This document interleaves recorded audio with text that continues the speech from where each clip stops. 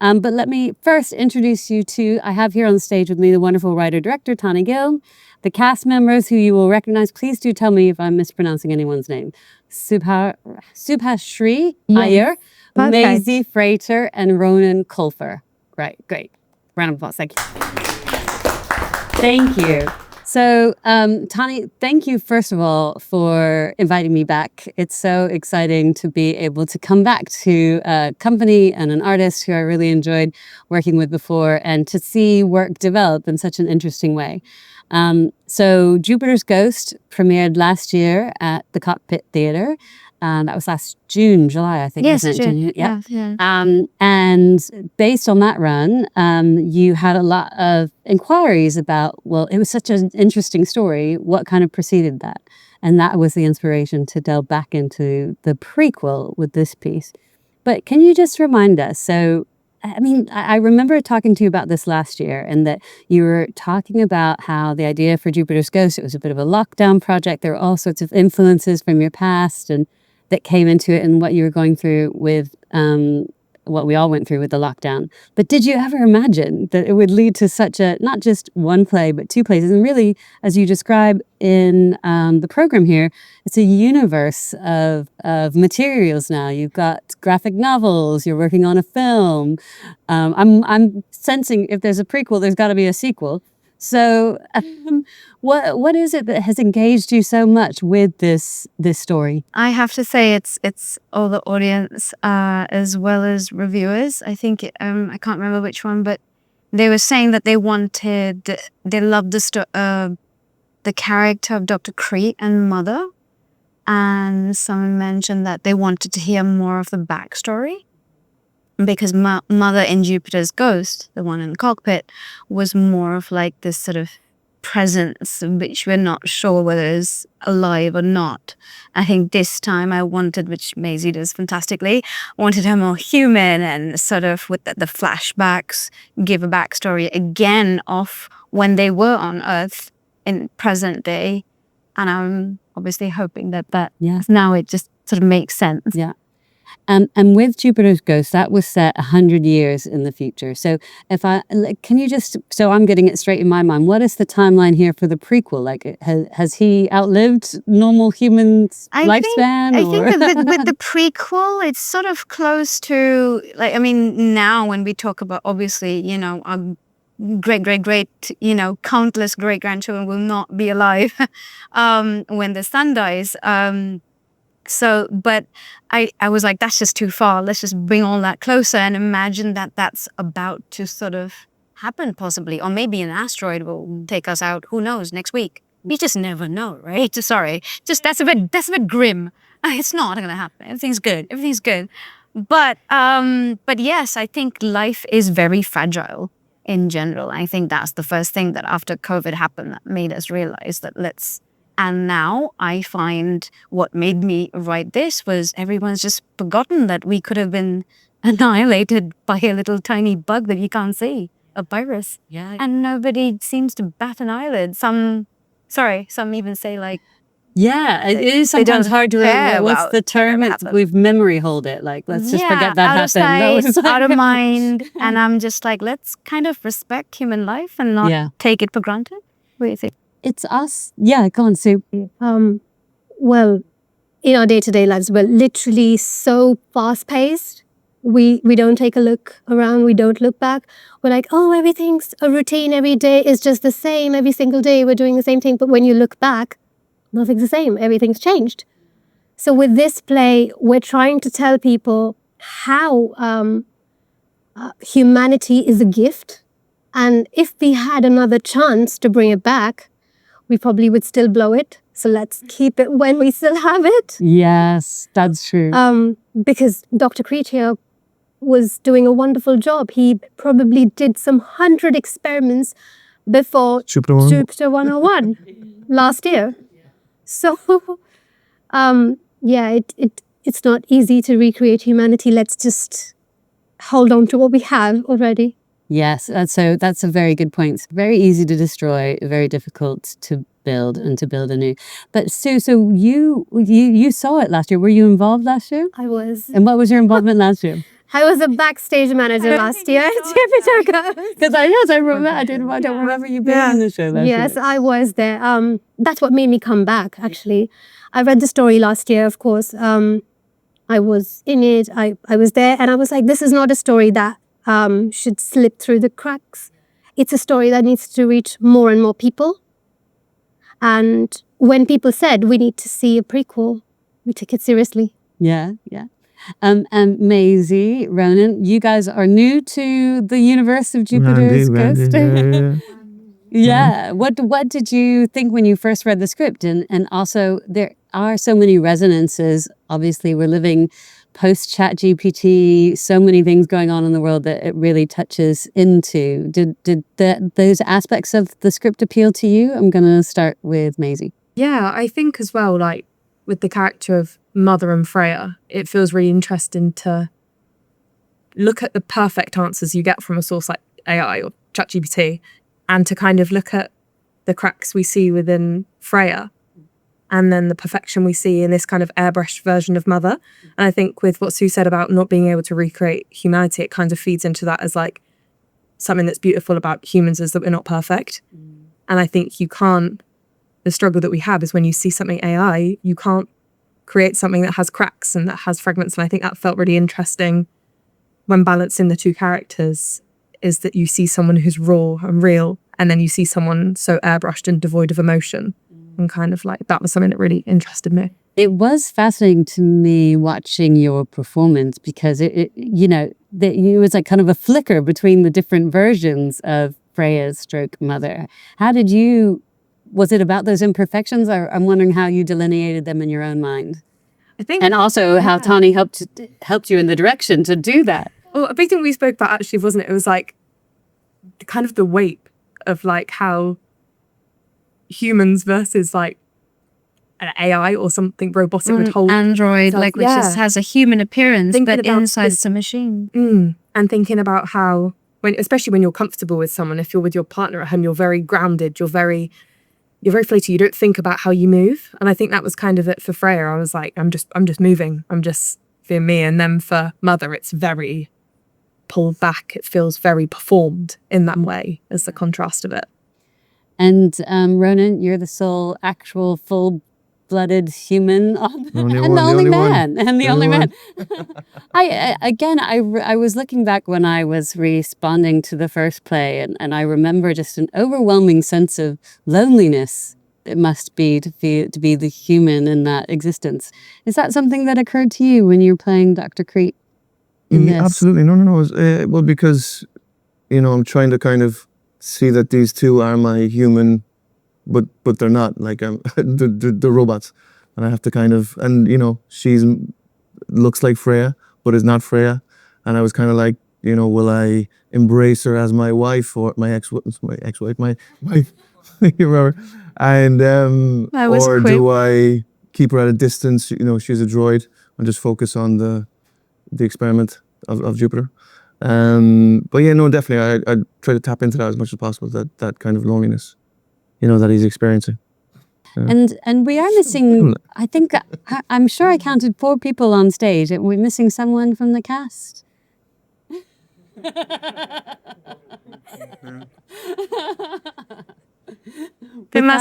We can get to leave early. Did you always intend to? I did, because I tried to think like who could play this, but because of I wanted the whole a mild undertone of a hidden disability without making it about hidden disability, if that makes sense. Because I have epilepsy. I've had epilepsy for probably around 37 years or so. And it became a part of my life. It never disrupted it, but it wasn't spoken about. I lived in a time where you wouldn't get employment if they found out, oh, epileptic, no chance, you can't serve coffee. And that's meant to sound funny, and that's okay to laugh. No one's going to be offended. But yeah, and I thought, let me put that in. And Sue was saying, I think you got to do it. Yeah. You got to do it. Well, but that also means that the drawback to that is you can never see, as the director and the writer, producer, the full show. She was there. I could see her. Hiding.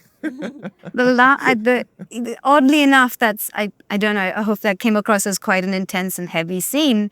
But during rehearsals, these two couldn't stop giggling. Not at the seizure, but every time I had to go from director to right now, I'm your kid, and you are I'm not gonna say it, but you're my father and mother. Yeah, it was a bit of a shock at first. Okay. Yeah, it's a power But dynamic surprised. shift. this is an advantage of being creative. I don't think it's you can dive in and dive out, but I don't really want to act anymore. Yeah. If you know, so Yeah. that's probably why the balaclava. I Yeah, hope no. you didn't think I was going to rob you.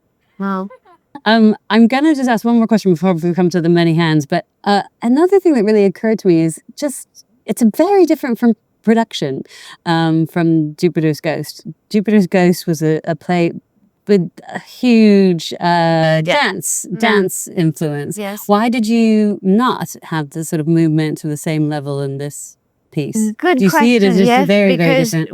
when we rehearsed it, I rehearsed it with the movement and I had one of my dancers come in and doing movement, and it just fell flat for some reason. I think because it stole, and every time Ronan and Maisie were bringing something new to the table, it's just the dance kind of took over and it was too overwhelming.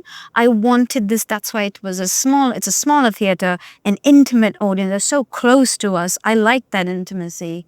I think it worked. Yeah, very much. I hope so. it worked. No, it doesn't. But I'm also now I'm so keen to see the two plays back to back. Are there plans to do that? Now that she said it's going to happen. All right, very good. Okay, so the hands were. Remind me the hands. Yes, Tom. So I was just wanting to find out a bit more about the character of the two androids, two AIs, and just they seem very different. It's like you're portraying two AI, but they're very, very different kinds of AI, and there were those kind of arcs throughout the show. So it's almost like Kai kind of gained humanity in a way, because at the end she was like, "No, you can't do this. This is wrong."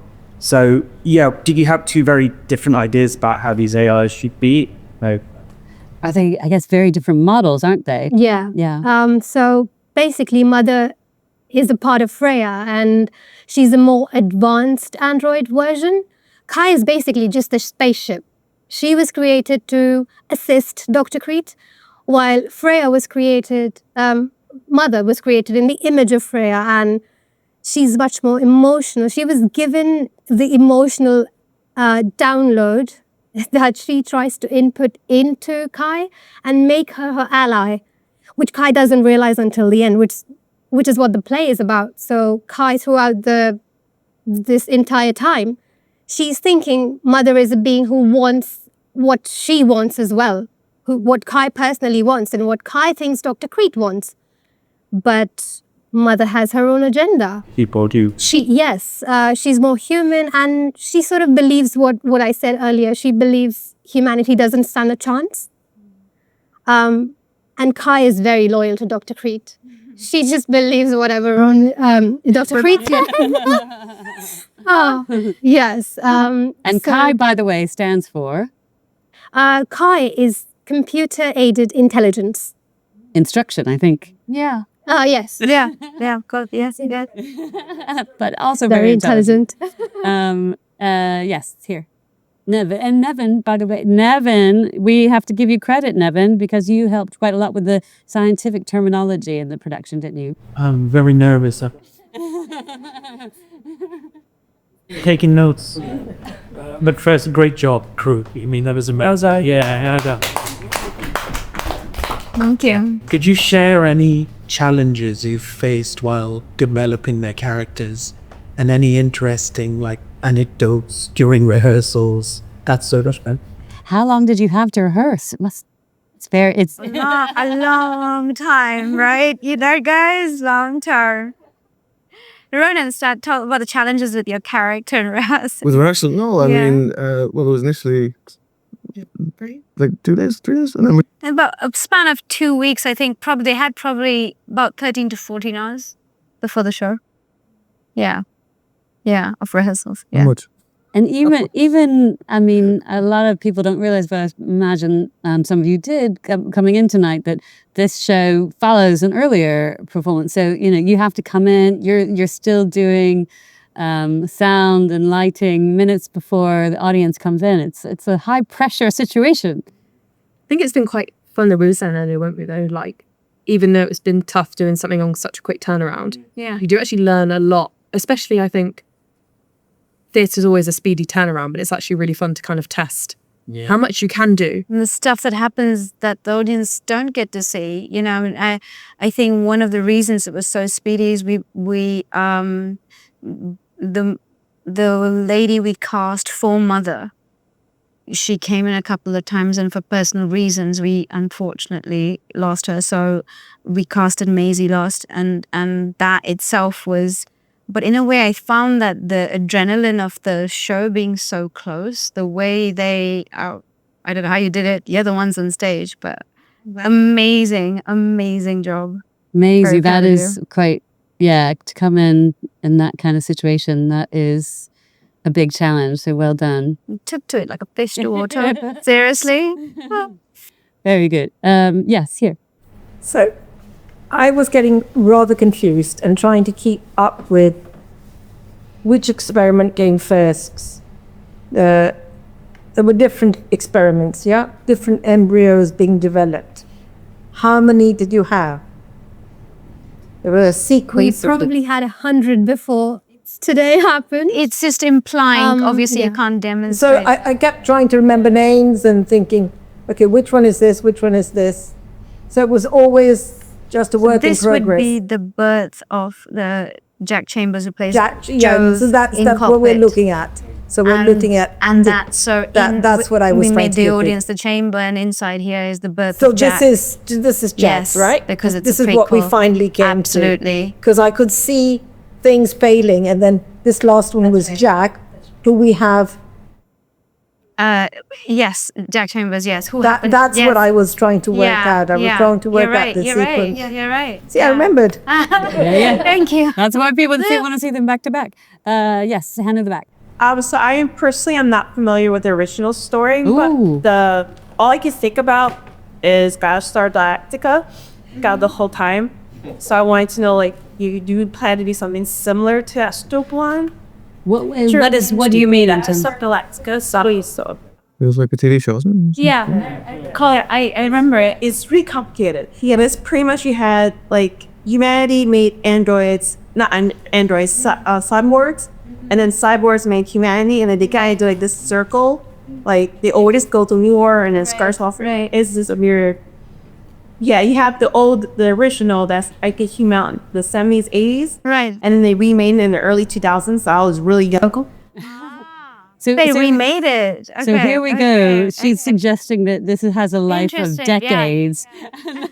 Yeah, no. You're just going to be coming back every year. I'm well and truly going to be wiped out before that. But interesting you say that. It's I never watched it. I heard of it. But having said that, yes, I think in the end, every life, culture, religion, there's a circle. It's almost natural. Whether you're talking about life or death, or everything has a beginning, middle, and an end. And I think that's the journey. So I just want to come full circle. We did also talk last year about a lot of you do have a lot of sci-fi influences, don't you? I think Ray Bradbury Yes, that's mentioned right. last year, right? Yeah. So definitely, it's one that I think you are pleased that it might appeal to sci-fi fans as well as non-sci-fi Thank fans. you. Thank you. Thank you. Any other questions? Yes, here in front row. What are your plans? Firstly, well done, everyone. What are your plans for the film you were talking about? Because I work in that space. Might be able to help. Oh. Suddenly So I think I'd like to pass that to Sue. However, now that you say that, we're working with Tadpole Film Company, and they're coming out with their film art. And I would like, and they're right here behind the camera. So I think ideally, and the reason why I say that is we offer sort of apprenticeships to film film students, and I want the younger generation involved. However, things like distribution, production, now that's a whole different ballgame, you know? I mean, it's just they're probably like millions hunting for just that one little honeypot, and there's just not enough to share. So will that happen? I think I'd like to be realistic and enjoy the ride, enjoy what's possible, whatever funding we get. But if and when that happens, and we could strike up a conversation, I'd be more than grateful. Thank you. Are those the graphic novels? Yes. Yeah, let's have it. Can we Yes, just sort of show yes. these to people? Yeah. So, Tani, tell us about these. So, start. So this is the first. I got it. The first issue of the graphic novel that we created. Yeah. This is with Compassivist Publishing. This is on Amazon Kindle. Sorry, this is a very marketing promotional thing going on. I get it. It feels very real life. Yes, and it feels very robotic. But yes, that's Jupiter's Ghost. All the 3 of these comics are now on Amazon Kindle. And the Just One Tree Farm. We are also partnering with Just One Tree. So for every book sold, we plant a tree. So yes, we're keeping true to our conservation part of it. We're not forgetting that the reason why Jupiter's Ghost was born was because we believed in humanity and we believe in conservation. Yes, we talked about that a lot last year, about the worries with the climate disaster. And in this production with the video, it's so powerful too. And a little nod to David Attenborough, right? Yes. Yes. Great video design, by the way. Is that? I've been out here today. No, but yes, it was the same producers as last year, Milan. Yeah, it did. What? Yeah, sorry, go on. Do you want to? No, I was going to say there was a question I based feel on like a that. self-insert, like a little marketing, because I work for carbon capture. Oh. So if you guys are looking for bioreactors, let me know. Okay, bioreactor. Good. Make sure we Good get to each know, other's good to know. contacts. Thank you.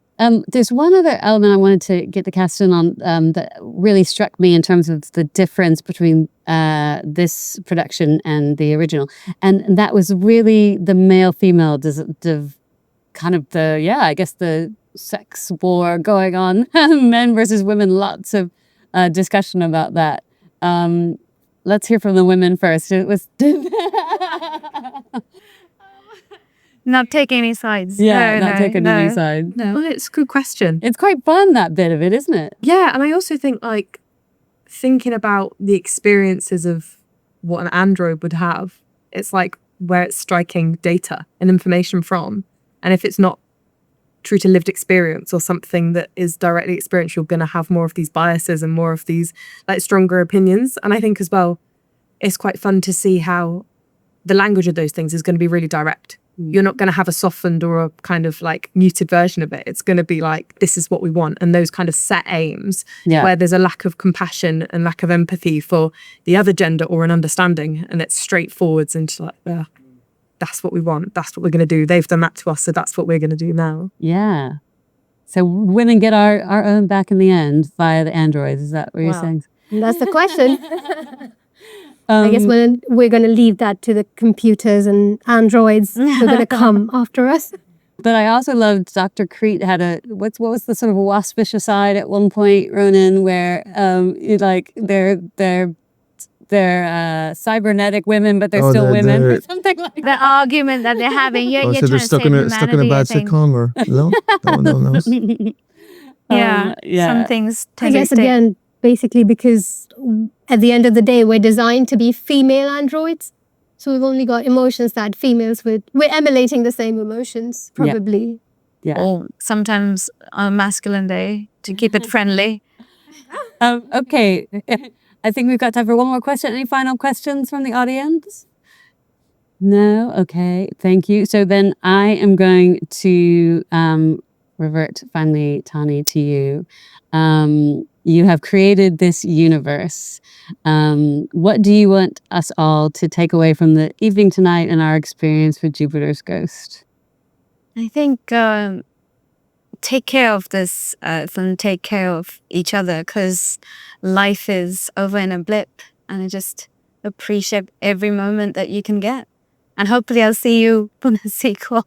The sequel, that's right. The sequel's coming. Yeah. But you definitely have to do it as a trilogy day or something. Yeah. That would be good. So as for this performance, you've got one more performance here at Yes, Saturday Theatre. on Wednesday at 7.